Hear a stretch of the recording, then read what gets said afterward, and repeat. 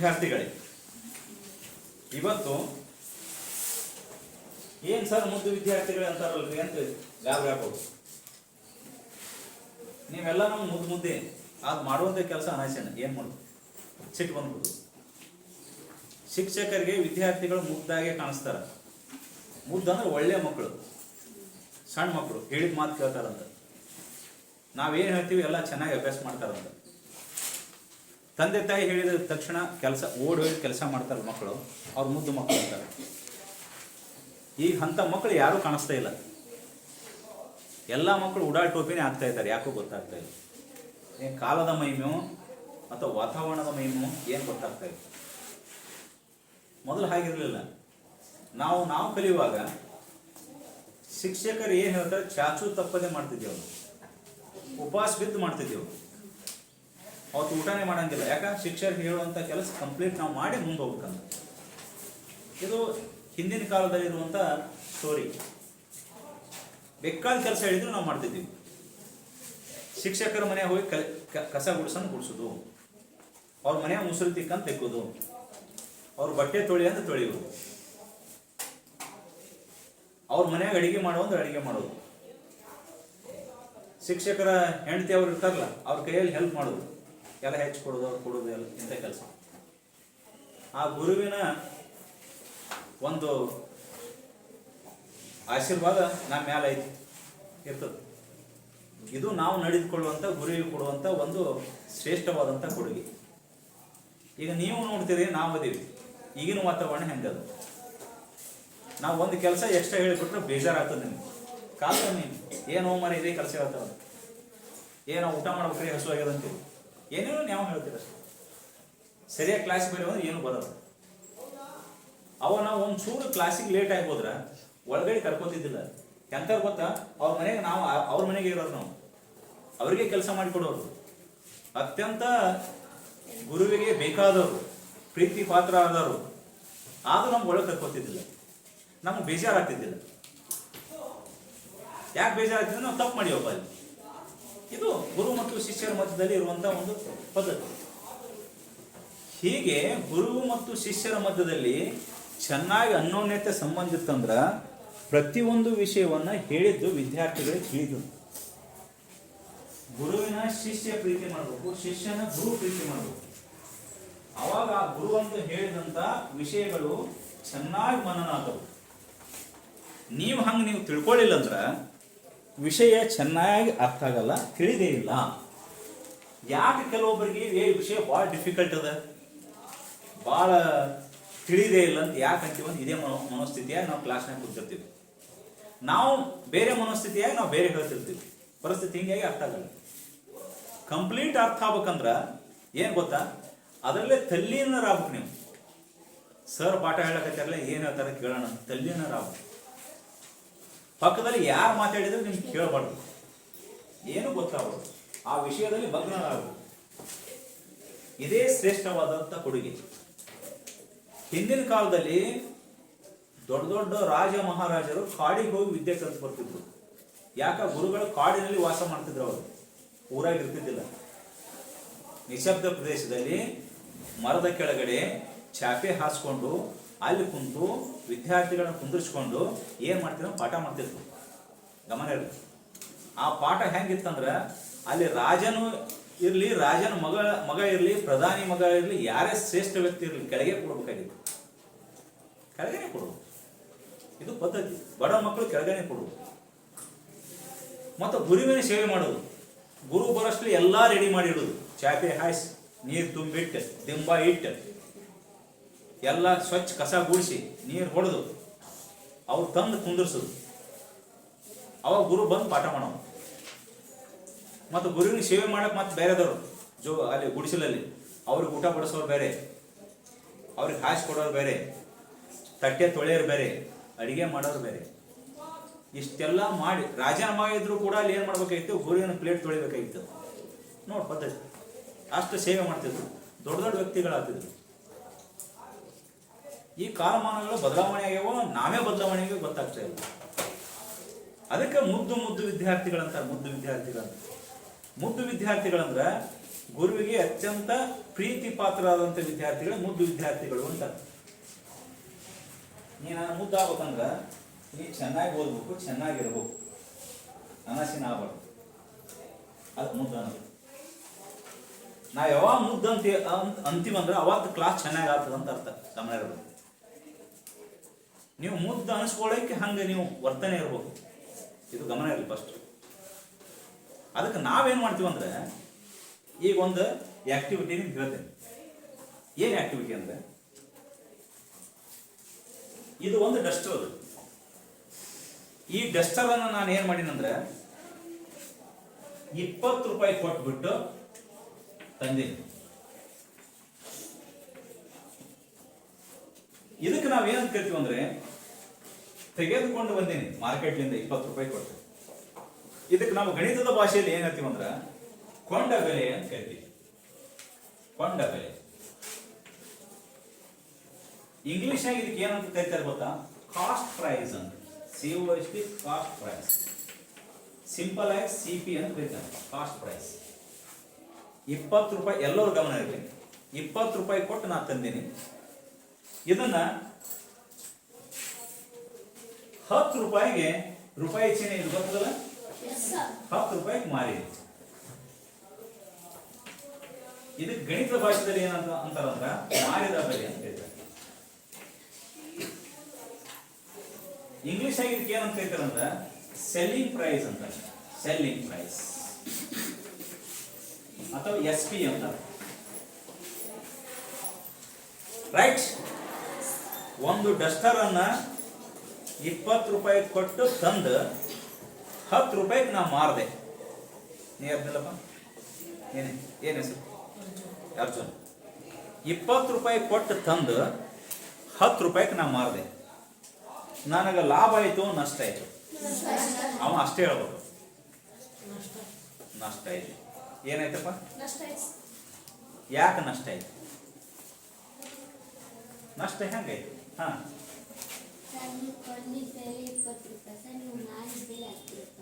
ನೋಡಿ ಎಲ್ಲರೂ ಏನ್ ಗೊತ್ತಾಗ್ತದೆ? ಇದು ಲಾಭ ಆಯ್ತಾ ನಷ್ಟ ಆಯ್ತಾ? ನಷ್ಟ. ಏನಾಯ್ತಪ್ಪ? ನೀನು ಎಸ್ ನೀನೇ ಹೆಂಗ ನಷ್ಟ ಆಯ್ತು? ಮಂದಿ ಹೇಳ್ತಾರಂತ ನೀ ಹೇಳ್ಬಾರ್ದು, ನೀನೇ ಸ್ವಂತ ಹೇಳು. ಲಾಭ ಆಯ್ತಾ ನಷ್ಟ ಆಯ್ತಾ? ಯಾಕೆ ನಷ್ಟ ಆಯ್ತು? ತಂದದ್ದು 20 ರೂಪಾಯಿ, ಮಾರಿದ್ದು ಏನಾಯ್ತು? ನಷ್ಟ ಆಯ್ತು, ಲಾಭ ಆಯ್ತು. ಈಗ ನಿಮ್ಮ ಅಪ್ಪನ ಹತ್ರ ಫೋನ್ ಪೇ ಮಾಡಿಸ್ಕೊಂಡಿರ್ತೀವಿ, ಒಂದು 200 ರೂಪಾಯಿ ಮಾಡಿಸ್ಕೊಂಡು ಎಲ್ಲ ಖರ್ಚು ಮಾಡಿರ್ತೀವಿ. ಕರೆಕ್ಟ್. ಹೊಳ್ಳಿ ನಿಮ್ಮ ಅಪ್ಪಗೆ ನೀನು 210 ರೂಪಾಯಿ ಕೊಡ್ಬೇಕು. ಲಾಭ ನಷ್ಟ? ಯಾಕೆ ನಷ್ಟ? 10 ರೂಪಾಯಿ ಎಕ್ಸ್ಟ್ರಾ ಕೊಡ್ಬೇಕು. ಇಷ್ಟು ಖರ್ಚು ಮಾಡಿ. ನೋಡಿ ಎಲ್ಲರಿಗೆ ಹೆಂಗೆ ಗೊತ್ತಾಗ್ತದೆ ಇದು? ಯಾಕೆ ಗೊತ್ತಾಗ್ತದೆ ಎಲ್ಲರಿಗೆ? ಲೆಕ್ಕ ಹೇಳಿದ್ರೆ ಕೆಲವೊಬ್ರು ಹಿಂದಿನ ಅರ್ಥ ಆಗಲ್ಲ. ಹಿಂಗೆ ಹೇಳಿದ್ರೆ ಯಾಕೆ ಅರ್ಥ ಆಗ್ತದೆ? ಯಾಸ್, ದುಡ್ಡಿನ ವ್ಯವಹಾರ ಎಲ್ಲರಿಗೂ ಗೊತ್ತದ. ನೋಡಿ ನಿಮ್ಗೆ ಎಷ್ಟು ರೂಪಾಯಿ ಖರ್ಚು ಮಾಡ್ತೀವಿ, ಎಷ್ಟು ಮಂದಿ ಕೊಡ್ತೀವಿ, ಎಷ್ಟು ಅಂಗಡಿ ಕೊಡ್ತೀವಿ, ಎಲ್ಲ ಗೊತ್ತು. ಅಂದ್ರೆ ದಿವಸ ದುಡ್ಡು ನೋಡಿ ಹೇಳ್ಬೇಕು ಅನ್ಸುತ್ತೆ. ಅಂದ್ರೆ ಈಸಿ. ಕರೆಕ್ಟ್. ಪಟ್ಟ ಬಾಯಿ ಲೆಕ್ಕ ಬರ್ತಾವ. ಕೆಲವೊಂದು ಲೆಕ್ಕಗಳ ಪೆನ್ನ ಹಾಳೆ ಕೊಟ್ಟು ಬಿಡಿಸ್ರಿ ಅಂದ್ರೂ ಬಿಡಿಸ್ಲಕ್ಕೆ ಬರಲ್ಲ. ಇಂಥವು ಈಸಿ ಆಗ್ತಾವೆ. ಅದಕ್ಕೆ ನಾವು ಆಕ್ಟಿವಿಟಿ ಮಾಡ್ತೀವಿ. ಅದಕ್ಕೆ ನಾವೇನಂತ ಕುಂದ್ರಿ, ಅದಕ್ಕೆ ನಾವೇನಂತ ಕರಿತೀವಿ ಅಂದ್ರೆ, ಯಾವಾಗಲೂ ಕೊಂಡ ಬೆಲೆ ಸಿಕ್ಕದಿದ್ದು ಮಾರಿದ ಬೆಲೆ ಜಾಸ್ತಿ ಇದ್ದಾಗ ಏನಾಗ್ತದೆ? ಕಡಿಮೆ ದುಡ್ಡಿಗೆ ತಂದು ಜಾಸ್ತಿ ದುಡ್ಡಿಗೆ ಮಾರೋದು. ಇದನ್ನೇ 10 ರೂಪಾಯಿ ತಂದು 20 ರೂಪಾಯಿ ಮಾರಿದ್ದೇವೆ ಅಂದ್ರೆ ನೋಡಿ ಹೇಗದ. As right. ಇದಕ್ಕೆ ನಾವೇನಂತ ಕರಿತೀವಿ ಅಂದ್ರ ಲಾಭ ಮತ್ತು ನಷ್ಟ ಅಂತ ಕರಿತೀವಿ. ಯಾರಿಗೆ ಲಾಭ ಮತ್ತು ನಷ್ಟದ ಬಗ್ಗೆ ಪರಿಜ್ಞಾನ ಇರ್ತದೆ ಅವನ ದಿನನಿತ್ಯದ ವ್ಯವಹಾರಗಳನ್ನ ಚೆನ್ನಾಗಿ ಮಾಡ್ತಾನ. ದಿನನಿತ್ಯದಲ್ಲಿ ಅಂಗಡಿ ಕಳಿಸಿದ್ರೆ ಚೆನ್ನಾಗಿ ಅಂಗಡಿಗೂ ಸರಿಯಾದಂಥ ಐಟಮ್ಸ್ ತರ್ತಾನ. ಚಿಲ್ಲರೆಗಳನ್ನು ಕರೆಕ್ಟಾಗಿ ತರ್ತಾನ. ಇದಕ್ಕೆ ನಾವು ಇಂಗ್ಲಿಷ್ನಾಗ ಕಮರ್ಷಿಯಲ್ ಮ್ಯಾಥಮೆಟಿಕ್ಸ್ ಅಂತೀವಿ. ಕಮರ್ಷಿಯಲ್ ಅಂದ್ರೆ ವ್ಯಾವಹಾರಿಕ ಜ್ಞಾನದ ಗಣಿತ. ಗಣಿತವು ವ್ಯಾವಹಾರಿಕವಾಗಿರಬೇಕು. ನಾವು ಗೊತ್ತಿರಬೇಕು ಎಷ್ಟು ದುಡ್ಡನ್ನು ಕೊಡ್ತೇವೆ, ಎಷ್ಟು ದುಡ್ಡನ್ನು ಮರಳಿ ತರ್ತೀವಿ, ಯಾವ ವಸ್ತುವನ್ನು ತರ್ತೀವಿ, ಆ ವಸ್ತುಕ್ಕೆ ಎಷ್ಟು, ಆ ವಸ್ತುವಿನ ಪ್ರೈಸ್ ಎಷ್ಟು, ಎಲ್ಲ ನೋಡ್ತಿರ್ಬೇಕು. ಅನ್ಸು ಇಲ್ಲಾಂದ್ರೆ ನಮ್ಮ ಹತ್ತಿರ ದುಡ್ಡು ಎಷ್ಟಿದ್ರು ವೇಸ್ಟ್, ಖರ್ಚು ಮಾಡ್ಲಿಕ್ಕೆ ಬರಲ್ಲ, ಅದನ್ನ ವ್ಯವಹಾರ ಮಾಡ್ಲಿಕ್ಕೆ ಬರಲ್ಲ. ಇದು ಗಮನ ಇಡಬೇಕು ಫಸ್ಟ್. ಅದಕ್ಕೆ ನಾನೇನು ಹೇಳ್ತೇನೆ ಅಂದ್ರೆ, ಗಣಿತದ ಭಾಷೆಯಲ್ಲಿ ಲಾಭ ಅಂದ್ರ ಹೇಗಿರುತ್ತೆ, ಲಾಭ ಅಂದ್ರೆ ಹೇಗಿರುತ್ತೆ ಅಂದ್ರೆ ಹೀಗಿರುತ್ತೆ. ಲಾಭದ ಸೂತ್ರ ಇದೆ. ಲಾಭ ಈಸ್ ಈಕ್ವಲ್ಸ್ ಮಾರಿದ ಬೆಲೆ ಮೈನಸ್ ಕೊಂಡ ಬೆಲೆ ಅಂತ. ಮಾರಿದ ಬೆಲೆಯಲ್ಲಿ ಕೊಂಡ ಬೆಲೆಯನ್ನ ಮೈನಸ್ ಮಾಡಿದರೆ ಅಲ್ಲಿ ನಮ್ಗೆ ಲಾಭ ಸಿಗ್ತದೆ. ಯಾಕೆ ಲಾಭ ಸಿಗ್ತದೆ ಅಂದ್ರ, ಮಾರಿದ ಬೆಲೆ ಎದಕ್ಕಿಂತ ದೊಡ್ಡದಿರ್ತದೆ ಅಂದ್ರ, ನೋಡಿ ದೊಡ್ಡದ ಚಿಹ್ನೆ ಅದು, ಕೊಂಡ ಬೆಲೆಕ್ಕಿಂತ ದೊಡ್ಡದಿರ್ತದೆ. ಯಾವಾಗಲೂ ಮಾರಿದ ಬೆಲೆ ಕೊಂಡ ಬೆಲೆಕ್ಕಿಂತ ದೊಡ್ಡದಿದ್ದಾಗ ನಮಗ ಲಾಭ ಉಂಟಾದ. ಆದರೆ ಮಾರಿದ ಬೆಲೆ ಕೊಂಡ ಬೆಲೆಕ್ಕಿಂತ ಚಿಕ್ಕದಿದ್ದಾಗ ನಮ್ಗೆ ಏನಾಗ್ತದ, ನಷ್ಟ ಉಂಟಾಗ್ತದೆ. ಅದಕ್ಕೆ ಇಂಗ್ಲಿಷ್ ನಾಗ ಹೇಳ್ತಾನ ನೋಡಿ, S P is greater than C P ಅಂತ. ನೋಡಪ್ಪ ಹೆಂಗದ, ಎಸ್ ಪಿ ಅಂದ್ರೆ ಸೇಲಿಂಗ್ ಪ್ರೈಸ್ ಬರ್ದೇನೆ ಮಾರಿದ ಬೆಲೆ, ಸಿ ಪಿ ಅಂದ್ರೆ ಕಾಸ್ಟ್ ಪ್ರೈಸ್ ಕೊಂಡ ಬೆಲೆ. ಮಾರಿದ ಬೆಲೆ ಕೊಂಡ ಬೆಲೆಕ್ಕಿಂತ ಚಿಕ್ಕದಿದ್ದಾಗ ನಮಗೇನಾಗ್ತದೆ ಅಂದ್ರೆ ಏನಾಗುತ್ತೆ, ಲಾಭ ಉಂಟ. ಮಾರಿದ ಬೆಲೆ ಕೊಂಡ ಬೆಲೆ, ಹೌದಾ? ಅದಕ್ಕೆ ಮಾರಿದ ಬೆಲೆ ಮೈನಸ್ ಕೊಂಡ ಬೆಲೆ ಎದಕ್ಕೆ ಸಮ ಇರ್ತದಪ್ಪ, ಲಾಭ ಆಗುತ್ತದೆ. ಅದೇ ನಷ್ಟ ಆಗ್ಬೇಕಂದ್ರೆ ಕೊಂಡ ಬೆಲೆ ಮೈನಸ್ ಮಾರಿದ ಬೆಲೆ, ಅವು ನಷ್ಟ ಆಗ್ತದೆ. ಏನಪ್ಪ ಕೊಂಡ ಬೆಲೆ 10 ರೂಪಾಯಿ ತರುವುದು, 5 ರೂಪಾಯಿ ಮಾರುವುದು, ನಷ್ಟ 5 ರೂಪಾಯಿ ಆಗುತ್ತೆ. ಅದಕ್ಕೆ ಅವ ಹೇಳ್ತಾನೆ, ಓ ಹಿಂಗದ ಇದು ವ್ಯವಹಾರಿಕ ಗಣಿತ ಅಂತ. ಯಾವಾಗಲೂ ನಾವು ಮಾರಿದ ಬೆಲೆ ಕೊಂಡ ಬೆಲೆಕ್ಕಿಂತ ದೊಡ್ಡದೇ ಆಗಿರ್ಬೇಕು, ಎಸ್ ಪಿ ಸಿ ಪಿ ಕಿಂತ ದೊಡ್ಡದೇ ಆಗಿರ್ಬೇಕು, ಅವಾಗ ನಮ್ದು ಲಾಭ ಆಗ್ತದೆ. ಹಾಗಾದ್ರೆ ಅವ ಕೇಳ್ತಾನೆ, ಲಾಭದ ಸೂತ್ರ ಬರೆಯಿರಿ ಅಂತ. ಲಾಭದ ಸೂತ್ರ ಹೆಂಗ್ ಬರೀತೀವಿ? ಲಾಭದ ಸೂತ್ರ ಮಾರಿದ ಬೆಲೆ ಮೈನಸ್ ಕೊಂಡ ಬೆಲೆ. ನೋಡಿ ಲಾಭ ನಾ ಇಂಗ್ಲಿಷ್ ಹಿಂಗ್ ಬರೀಬಹುದು, S P minus C P, ಈಸಿಯಾಗಿ ಬರೀಬಹುದು. ಅದೇ ರೀತಿ C P minus S P ಏನು, ನಷ್ಟ. ಹಾಗಾದ್ರೆ ನಿಮಗೆ ಯಾವಾಗ ಪರಿಜ್ಞಾನ ಬರ್ಬೇಕಂದ್ರೆ, ಲಾಭ ಮತ್ತು ನಷ್ಟದ ಬಗ್ಗೆ ಜ್ಞಾನ ಬರ್ತಂದ್ರೆ ಮುಂದೆ ನಾವು ಶೇಕಡಾ ನಷ್ಟ ಶೇಕಡಾ ಲಾಭವನ್ನು ಕಡಿತೀವಿ. ಇಲ್ಲೊಂದು ಸೂತ್ರ ಬರ್ದೇನೆ, ಶೇಕಡಾ ಲಾಭ ಅಂತದ ಕಾಣಿಸ್ತದೆ ಎಲ್ಲರಿಗೆ, ಕೆಳಗೆ ಶೇಕಡಾ ನಷ್ಟ ಅಂತದ. ರೈಟ್? ನಾವು ದಿನನಿತ್ಯದಲ್ಲಿ ಜೀವನ ಮಾಡ್ಬೇಕಾದ್ರೆ ಒಂದು ಕಷ್ಟ ಇರ್ತದೆ, ಒಂದು ಸುಖ ಇರ್ತದೆ. ಎರಡು ಕಂಪಲ್ಸರಿ ಇರಲೇಬೇಕು. ಏನಿರ್ಬೇಕು? ಒಂದು ಕಷ್ಟ, ಒಂದು ಸುಖ. ಒಂದು ತೊಂದರೆ, ಇನ್ನೊಂದು ಪ್ರೀತಿ. ಒಂದು ತೊಂದರೆ ಇದ್ದಾಗ ಇನ್ನೊಂದು ಅನುಕೂಲ ಇರ್ತದೆ. ಎರಡು ಶಬ್ದಗಳು ಕಂಪಲ್ಸರಿ ಇರ್ತವೆ. ಹಾಗಾದ್ರೆ ಒಂದು ವ್ಯಾಪಾರ ಮಾಡ್ಬೇಕಂದ್ರೆ ಒಂದು ಲಾಭ ಇರ್ತದೆ, ಇನ್ನೊಂದು ಏನಿರ್ತದೆ, ನಷ್ಟ ಇರ್ತದೆ. ಕಂಪಲ್ಸರಿ ಇರ್ತದೆ ಲಾಭ ನಷ್ಟ. ಅವು ಎರಡೂ ಇಲ್ಲ ಅಂದ್ರೆ ವ್ಯವಹಾರ ಆಗಲ್ಲ. ಹಾಗಾದ್ರೆ ನಾವು ಇವತ್ತು ಏನ್ ಮಾಡೋಣ ಅಂದ್ರೆ ಲಾಭ ಮತ್ತು ನಷ್ಟದ ಬಗ್ಗೆ ಸವಿಸ್ತಾರವಾಗಿ ತಿಳ್ಕೊಳ್ಳೋಣ, ಮಾಡೋಣ ಕರೆಕ್ಟ್ ಆಗಿ. ಹಾಗಾದ್ರೆ ನಾನು ಕೇಳ್ತೀನಿ ಕೇಳ್ರಿ, ಲಾಭದ ಸೂತ್ರ ಬರೆಯಿರಿ.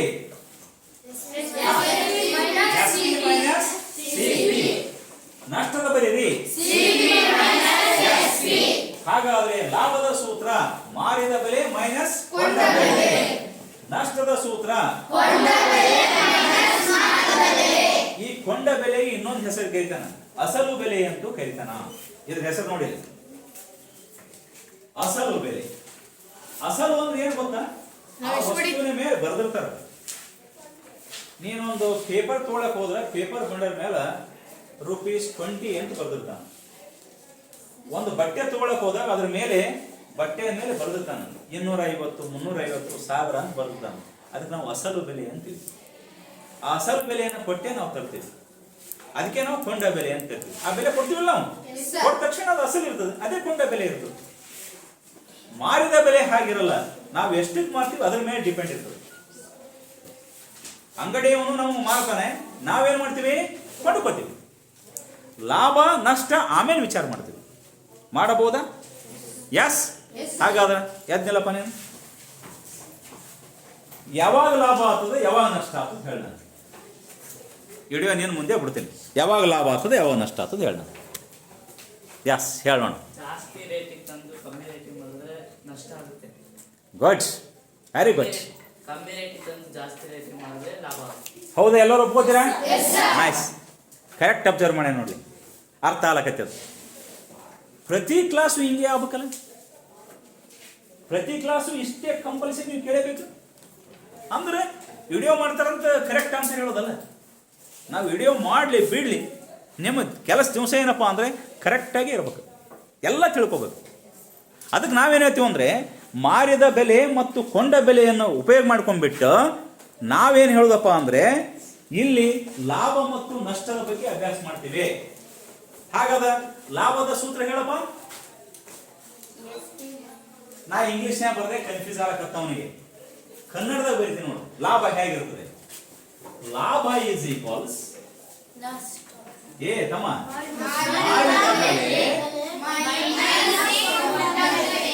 ಕೊಂಡ ಬೆಲೆ.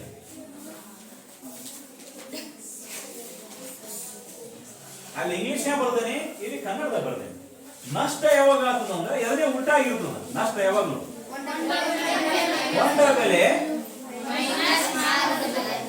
ಮೈನಸ್ ಮಾರಿದ ಬೆಲೆ. ಇವೆರಡು ಸೂತ್ರಗಳನ್ನ ಕರೆಕ್ಟ್ ಆಗಿ ನೀವು ಅರ್ಥ ಮಾಡ್ಕೊಂಡ್ರೆ ನಾವೇನ್ ಮಾಡ್ತೀವಪ್ಪ ಅಂದ್ರೆ ಲಾಭ ಮತ್ತು ನಷ್ಟದ ಬಗ್ಗೆ ಅಭ್ಯಾಸ ಮಾಡಬಹುದು ಈಸಿ. ಸರಿನಾ? ಲೆಕ್ಕ ಬಿಡಿಸೋಣ. ಹಾಗ ಸೂತ್ರ ಅಲ್ಲೇ ಇರಲಿ ಮೇಲೆ, ಅದನ್ನ ನೋಡ್ಕೊಂಡೇ ಬಿಡಿಸೋಣ ಅಂತ. ಓಕೆ, ತೋರೆ ಪೇಪರ್ ಪೆನ್. ಒಂದು ಎಕ್ಸಾಂಪಲ್ ಹೇಳ್ತೇನೆ, ವರ್ಗ ಕೂತ್ಕೋರಪ್ಪ. ರೈಟ್, ಬರೀ. ಒಬ್ಬ ಬೆಲೆ ಕೊಡ್ತದ. ಒಬ್ಬ ವ್ಯಾಪಾರಿ, ಬೇಕಾಗಿ ಅಳಗಿಸ್ತೇನೆ ಇದನ್ನು. ಒಬ್ಬ ವ್ಯಾಪಾರಿಯು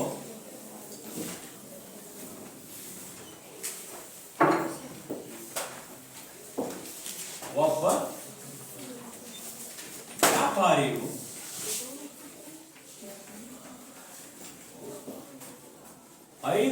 ರೂಪಾಯಿಗಳಿಗೆ,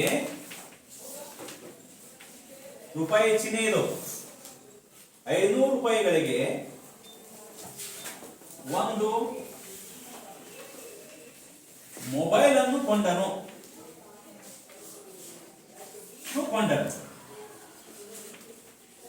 ನೆನ್ಪಿಟ್ಕೋರಿ, ಒಬ್ಬ ವ್ಯಾಪಾರಿ ಏನ್ ಮಾಡ್ದ? 500 ರೂಪಾಯಿಗಳಿಗೆ ಒಂದು ಮೊಬೈಲ್ ಅನ್ನು ಕೊಂಡನು. ನಂತರ ಅವನು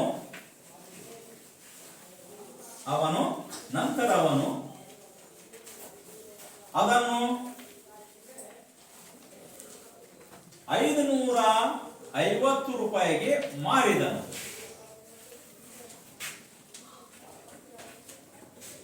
ಹಾಗಾದರೆ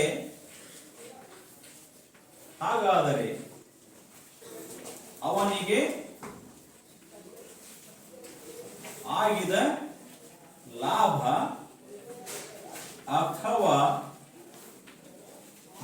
ಅಥವಾ ನಷ್ಟವನ್ನು ಕಂಡುಹಿಡಿಯಿರಿ.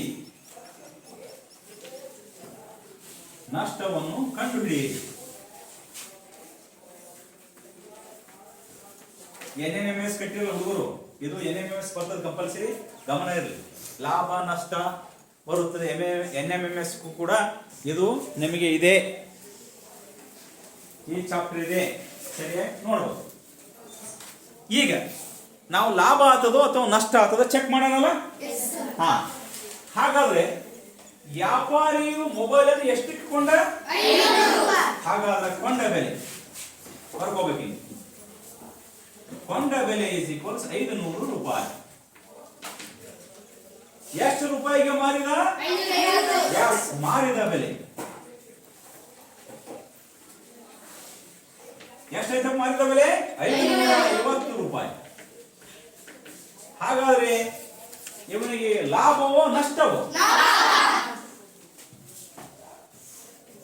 ಮೂಲೆ ಕೂತಲ್ಲಿ ಲಾಭ ನಷ್ಟ ಎಷ್ಟು ರೂಪಾಯಿ ಲಾಭ? 50 ರೂಪಾಯಿ. ಹಾಗಾದ್ರೆ ಇಲ್ಲಿ ಕೊಂಡ ಬೆಲೆ ಜಾಸ್ತಿ ಅದು, ಮಾರಿದ ಬೆಲೆ ಜಾಸ್ತಿ ಅದು. ಹಾಗಾದ್ರೆ ಮಾರಿದ ಬೆಲೆ ಜಾಸ್ತಿ ಇದ್ದಾಗ ಮಾತ್ರ ನಮ್ಗೆ ಲಾಭ ಬರ್ತದೆ. ಕೊಂಡ ಬೆಲೆ ಕಡಿಮೆ ಇದ್ದಾಗ ನಷ್ಟ ಕಂಪಲ್ಸರಿ ಇರ್ತದೆ. ಅವಾಗ ಸೂತ್ರ ಹಾಕ್ತೀವಿ. ಈಗ ಲಾಭದ ಸೂತ್ರ, ಲಾಭ ಈಸ್ ಈಕ್ವಲ್ಸ್ ಮಾರಿದ ಬೆಲೆ minus 100 is equals 550 minus 500 is equals 50 ರೂಪಾಯಿ ಲಾಭ. ಪ್ರತಿಯೊಬ್ಬರು ಬಿಡಿಸ್ಬೋದಲ್ಲಪ್ಪ ಇದನ್ನ? ಯಸ್. ನಷ್ಟ ಅಂದ್ರೆ ನಷ್ಟ ಹೇಳ್ಬೇಕು, ಲಾಭ ಅಂದ್ರೆ ಲಾಭ ಹೇಳ್ಬೇಕು. ನಷ್ಟ ಆದ ತಕ್ಷಣ ನಷ್ಟದ ಸೂತ್ರ ಹಾಕ್ಬೇಕು, ಲಾಭ ಆದ ತಕ್ಷಣ ಲಾಭದ ಸೂತ್ರ ಹೇಳ್ಬೇಕು. ಮಾಡ್ಬೋದಾ? ಮಾಡ್ತೀರಾ ನೋಡೋಣ? ಹೇಳಿ ಒಂದು ತಗೋ. ಎಲ್ಲರೂ ಬರ್ಕೊಂಡ್ರ? ಬರಿಯಪ್ಪ, ಎಲ್ಲ ಕ್ಲೀನಾಗಿ ಬರ್ಕೋ.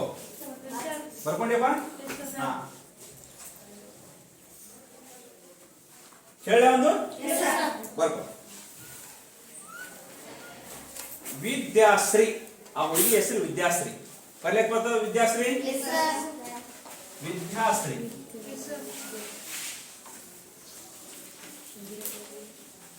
ವಿದ್ಯಾಶ್ರೀ ಒಂದು ನೋಟ್ ಪುಸ್ತಕವನ್ನು ವಿದ್ಯಾಶ್ರೀ ಒಂದು ನೋಟ್ ಪುಸ್ತಕವನ್ನು ಒಂದು ನೋಟ ಪುಸ್ತಕವನ್ನು 25 ರೂಪಾಯಿಗಳಿಗೆ ಕೊಂಡುಕೊಂಡಳು. 25 ರೂಪಾಯಿಗಳಿಗೆ ಕೊಂಡುಕೊಂಡಳು. ವಿದ್ಯಾಶ್ರೀಯು ಒಂದು ನೋಟ್ ಪುಸ್ತಕವನ್ನು 25 ರೂಪಾಯಿಗಳಿಗೆ ಕೊಂಡುಕೊಂಡಳು. ನಂತರ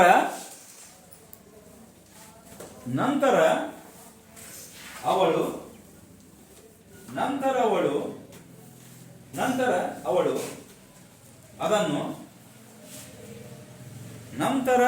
ಅದನ್ನು 10 ರೂಪಾಯಿಗೆ ಮಾರಿದಳು. ನಂತರ ಅವಳು ಅದನ್ನು 10 ರೂಪಾಯಿಗೆ ಮಾರಿದಳು. ನಂತರ ಅವಳು ಅದನ್ನು 10 ರೂಪಾಯಿಗೆ ಮಾರಿದಳು. ಹಾಗಾದರೆ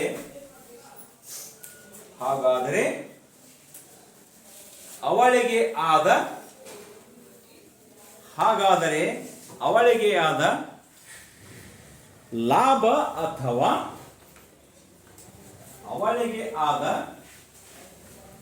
ಲಾಭ ಅಥವಾ ನಷ್ಟವನ್ನು ಕಂಡುಹಿಡಿಯಿರಿ.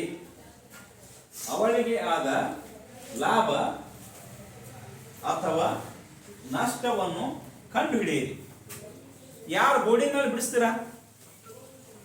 ಬಿಡಿಸ್ತೇಪ್ಪ, ನೀ ಬಿಡಿಸ್ತೇ ಬಾ.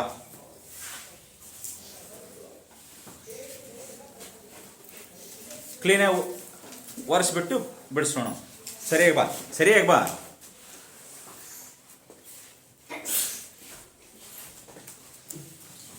ನಾ ಬಿಡಿಸಿದ ಅಳಗಿಸ್ಬೇಡ, ಈ ಕಡೆದು ಅಷ್ಟೇ ಅಳಕಿಸ.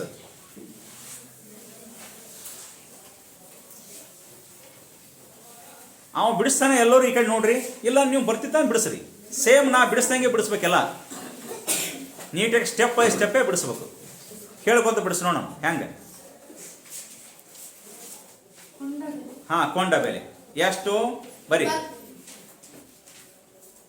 ಸ್ವಲ್ಪ ಬೋರ್ಡ್ ಕಾಣಲ್ಲ ಎಲ್ಲರಿಗೆ. ಯಾಕಡೆ ಸರಿಬೇಕು ಬೋರ್ಡ್ ಕಾಣ್ಬೇಕಂದ್ರೆ. ಕೊಂಡ ಬೆಲೆ ಎಷ್ಟಾಗುತ್ತಾ ನೋಡು.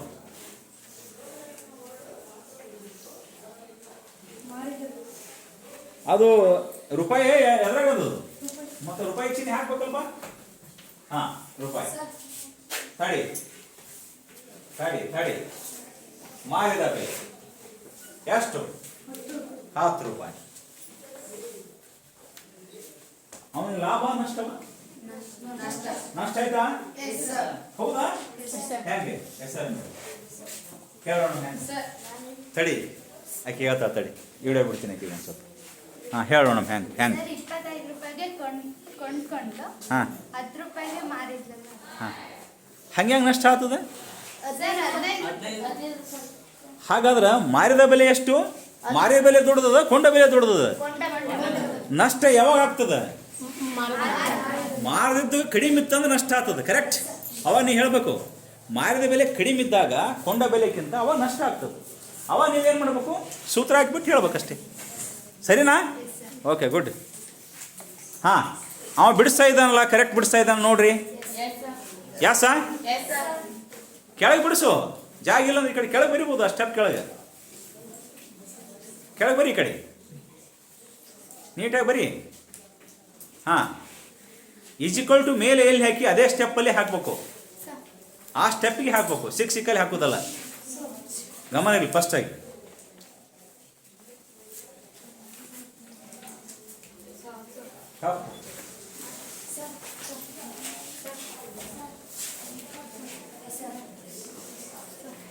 ಯಾಸ್, ಯಾವಾಗಲೂ ಮೊದಲು ದೊಡ್ಡ ಬೆಲೆನೇ ಹಾಕಬೇಕು, ನಂತರ ಚಿಕ್ಕ ಬೆಲೆನೇ ಹಾಕಬೇಕು. 25 ಏನು ಮಾಡಬೇಕು, 10 ಕಳಿಬೇಕು. ಆಗ 25 - 10 ಎಷ್ಟು? ಎಷ್ಟಪ್ಪ? 25 ರೂಪಾಯಿದ 10 ರೂಪಾಯಿ ಕಳೆದ್ರೆ ಎಷ್ಟು? 15. ಪಕ್ಕ 15. ಆಗ 15 ನಷ್ಟ ಲಾಭ. ನಷ್ಟ ಯಾಕೆ ನಷ್ಟ ಆಯ್ತು? ಅವ ಕೊಂಡ್ಕೊಂಡದ್ದು 25 ರೂಪಾಯಿ, ಕಳೆದು ಇದು ಮಾರಿದ ಎಷ್ಟು? ನಷ್ಟ ಎಷ್ಟಾಯ್ತು?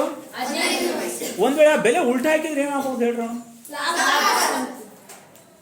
ಇದನ್ನೇ ಉಲ್ಟಾ ಬಂದ್ರೆ ಹೆಂಗ? ಇದು ಉಲ್ಟಾ ಬರೀತಾರೆ. 10 - 25 ಆಗ್ತದೆ. ಲೆಕ್ಕನೇ ತಪ್ಪೋದು. ಒಂದ್ ಹುಡುಗಿ ಬರ್ದಾಳ 10 - 25 ಬರ್ದಾಳ. ಅವಾಗ ಆನ್ಸರ್ ಎಷ್ಟಾದ ಗೊತ್ತಾ? -15 ಬರ್ತದೆ. ಇದನ್ನೇ ಉಲ್ಟಾ ಬರ್ತದೆ, -15 ಬರ್ತದೆ. ಅಲ್ಲಿ ಲೆಕ್ಕ ತಪ್ಪು ಹೋಗ್ತದೆ. ಯಾವಾಗಲೂ ಲಾಭ ನಷ್ಟಗಳು ಮೈನಸ್ನಾಗ ಇರಲ್ಲ, ನೆಗೆಟಿವ್ ಆಗಿರಲ್ಲ, ಎಲ್ಲ ಪಾಸಿಟಿವ್ ಆಗಿರ್ತಾವೆ. ಅದು ಕರೆಕ್ಟಾಗಿ ಬರೀಬೇಕು. ಇದೇ NMMS ಇಂಥ ಲೆಕ್ಕ ಕೊಟ್ಬಿಟ್ಟು ಗುಡ್ ಹೋಗ. NMMS ಎಕ್ಸಾಮ್ದಾಗ ಇಂಥ ಲೆಕ್ಕ ಕೊಟ್ಟು 4 ಆಪ್ಷನ್ಸ್ ಕೊಟ್ಟಿರ್ತಾನೆ. 1ನೇ ಆಪ್ಷನ್ 25 ರೂಪಾಯಿ, 2ನೇ ಆಪ್ಷನ್ 15 ರೂಪಾಯಿ, 3ನೇ ಆಪ್ಷನ್ -15 ರೂಪಾಯಿ, 4ನೇ ಆಪ್ಷನ್ -20 ರೂಪಾಯಿ. ಕರೆಕ್ಟಾಗಿ ಯಾರಿಗೆ ಗೊತ್ತಿರ್ತದೋ ಕರೆಕ್ಟ್ ಆಪ್ಷನ್ಸ್ ಬರೀತಾರೆ. ಗೊತ್ತಿಲ್ಲ 6 ಸೆಕೆಂಡ್ ಹೊಡಿತಾವ. ಯಾವ ಸಿಕ್ಕಿದ್ರು ಅಂತ ಹಾಕೊಂಡು ಹಾಗಾಗಬಾರ್ದು.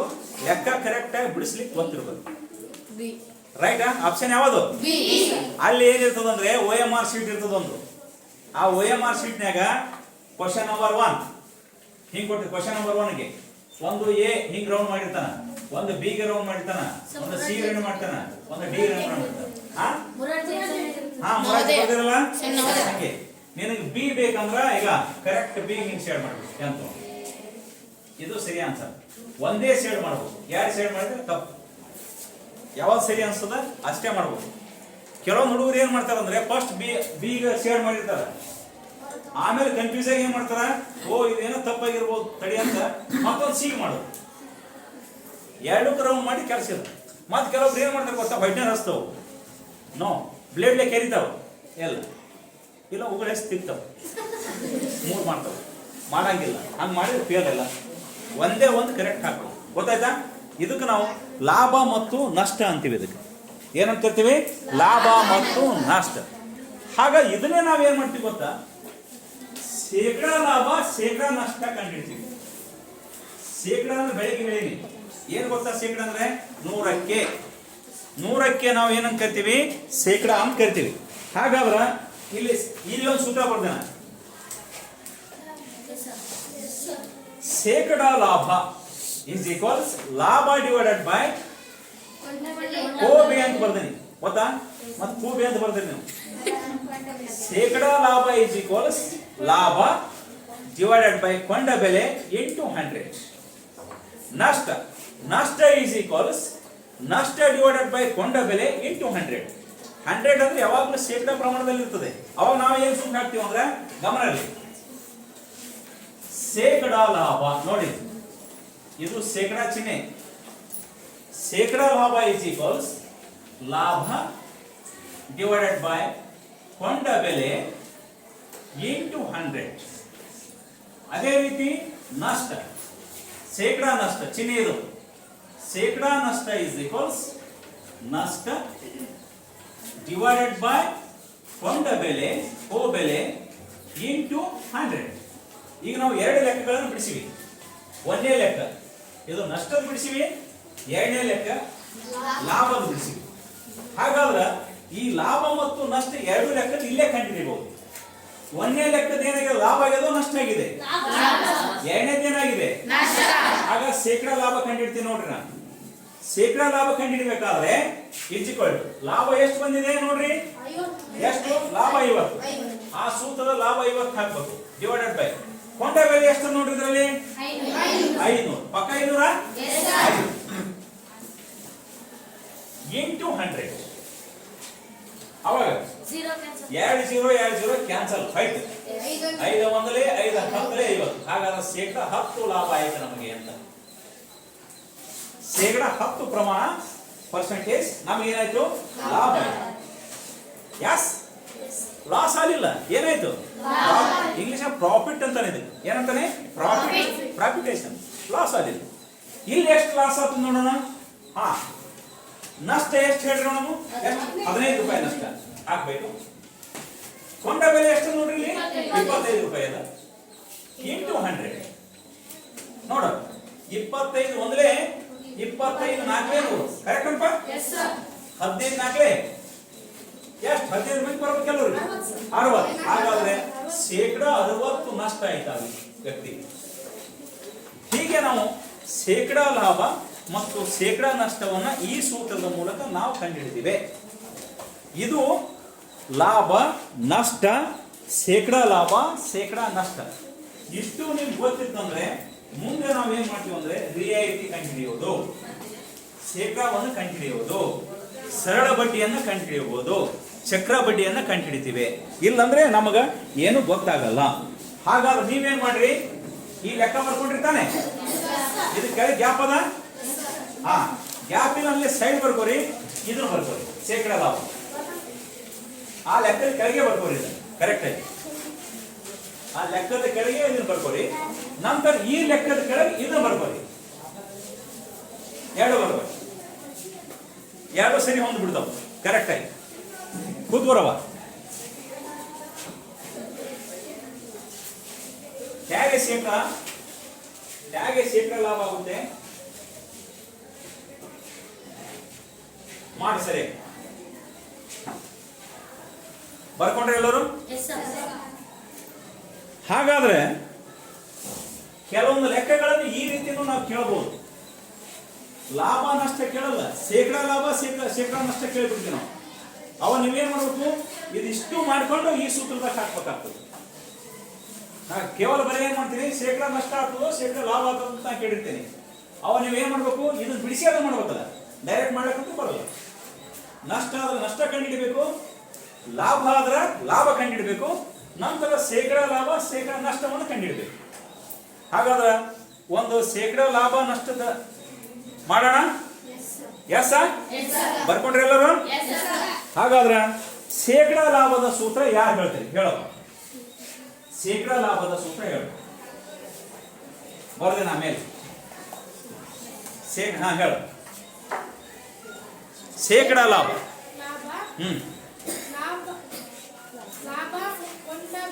ಅದು ಇಸ್ಕೊಲ್ ಟು ಚಿಹ್ನೆ ಅದು ಏನೂ ಇಲ್ಲ ಅನ್ನೋದ್ರ ಮಧ್ಯದಲ್ಲಿ ನೋಡಿಲ್ಲ. ಏನಾಗಿ ಹೇಳಿರ್ತೀನಿ ಗಮನ ಇರಲಿ. ಶೇಕಡ ಲಾಭ ಈಸ್ ಈಕ್ವಲ್ಸ್ ಲಾಭ ಡಿವೈಡೆಡ್ ಬೈ ಕೊಂಡ ಬೆಲೆ ಇಂಟು 100. ಹೇಳ ನೀನೆ ಹಿಂದ. ಹಾ ಎಸ್ ಈಸ್ ಈಕ್ವಲ್ಸ್ ನಿಂತೂರಪ್ಪ. ಹಾ ಲಾಭ ಡಿವೈಡೆಡ್ ಬೈ ಹಾ ಇದು ಬಿಟ್ಟಲ್ಲ. ಹಾ ಇಂಟು ಏನು ಹೇಳುದು ಶಿಕ್ಷಕ ಹೇಳ್ತಿಲ್ಲ. ನೀ ಹೇಳಪ್ಪ ಪಕ್ಕದಲ್ಲಿ ಇದ್ದಲ್ಲ, ಪಕ್ಕದಲ್ಲಿ ಇದ್ದಾವ ಹೇಳು. ಅವನ ಪಕ್ಕದಲ್ಲಿ ಇದ್ದಾವ, ಅವನ ಪಕ್ಕದಲ್ಲಿ ಯಾರದಾರ? ಹಾ ಹೇಳು. ಎಷ್ಟು ಜನ ಹೇಳ್ತಾರ?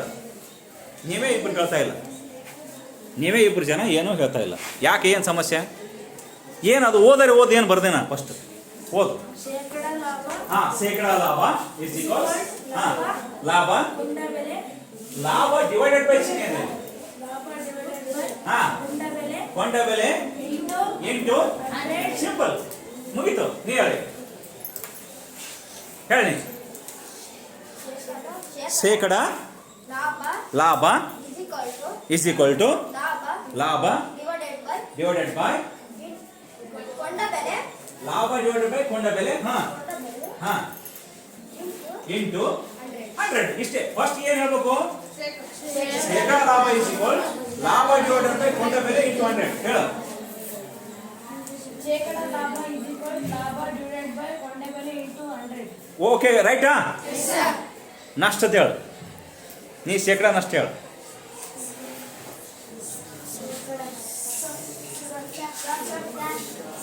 ಹೇಳು ಶೇಕಡ ನಷ್ಟ. ನಿನಗೆ ಬಂತು ನೋಡಿ ಕ್ಯಾಮ್ರಾ ಎಲ್ಲಿದೆ ಅಲ್ಲಿ ನೋಡಿ ಮೇಲೆ. ಶೇಕಡ ನಷ್ಟ ಹೇಳು. ನಷ್ಟ ಡಿವೈಡೆಡ್ ಬೈ ನಷ್ಟ ಡಿವೈಡೆಡ್ ಬೈ ಕೊಂಡ ಬೆಲೆ ಇಂಟು 100. ಯಾರು ಕರೆಕ್ಟ್ ಮಾಡಂಗಿಲ್ಲ, ಅವನೇ ಹೇಳ್ಬೇಕು. ಹೇಳು. ಶೇಕಡ ನಷ್ಟ ಈಸ್ ಈಕ್ವಲ್ಸ್ ಸೀದಾ ನಿಲ್ಲು ಮೊದಲು ಸ್ಟ್ಯಾಂಡರ್ಡ್ ಆಗಿ ಕೈ ಕಟ್ಕೊಂಡು. ಶೇಕಡ ನಷ್ಟ ಈಸ್ ಈಕ್ವಲ್ಸ್ ಹಾಂ ಇವ ಹೇಳ್ತಾನ ಕೇಳು ಒಂಚೂರು ಹೇಳಪ್ಪ ನೀ. ಶೇಕಡ ನಷ್ಟ ನಷ್ಟ ಡಿವೈಡೆಡ್ ಬೈ ಕೊಂಡ ಬೆಲೆ ಇಂಟು 100. ಎಷ್ಟು ಸರಳ ಹೇಳ್ತಾನಲ್ಲ ಅವ, ಬೇಕಾ ಅವನಿಗೆಲ್ಲ ಎಷ್ಟು ಸರಳ ಹೇಳ್ತಾನ. ಹಾಂ ನೀ ಹೇಳಪ್ಪ ಮೂಲೆಯಾಗ. ಶೇಕಡ ನಷ್ಟ ನಷ್ಟ ಡಿವೈಡೆಡ್ ಬೈ ಕೊಂಡ ಬೆಲೆ ಇಂಟು 100. ಕರೆಕ್ಟಾ? ಅದೇ ಶೇಕಡ ನಷ್ಟ, ಇದೇ ಶೇಕಡ ಲಾಭ. ಸರಿಯಪ್ಪ? ಹಾಗಾದ್ರೆ ನಾನೀಗ ಒಂದು ಲೆಕ್ಕ ಹೇಳ್ತೀನಿ, ಬಿಡಿಸೋಣಲ್ಲ? ತಗೋರಿ ಒಂದು ಲೆಕ್ಕ. ಯಾಸ್ ತೋರಿ. ಅಂಗಡಿ ಒಬ್ಬನು ಕೂತ್ಕೋರಿ, ಎಲ್ಲರೂ ಬರ್ಕೋರಿ. ಅಂಗಡಿ ಒಬ್ಬನು ಒಂದು ಜೊತೆ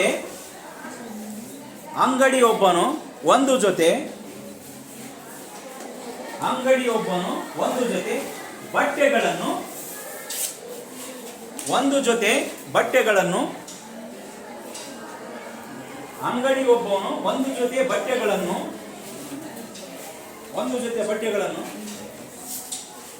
250 ರೂಪಾಯಿಗೆ ಕೊಂಡನು. 250 ರೂಪಾಯಿಗೆ ಕೊಂಡನು. ಎಷ್ಟು ರೂಪಾಯಿಗೆ ಕೊಂಡನು? 250 ರೂಪಾಯಿಗೆ ಕೊಂಡನು. ನಂತರ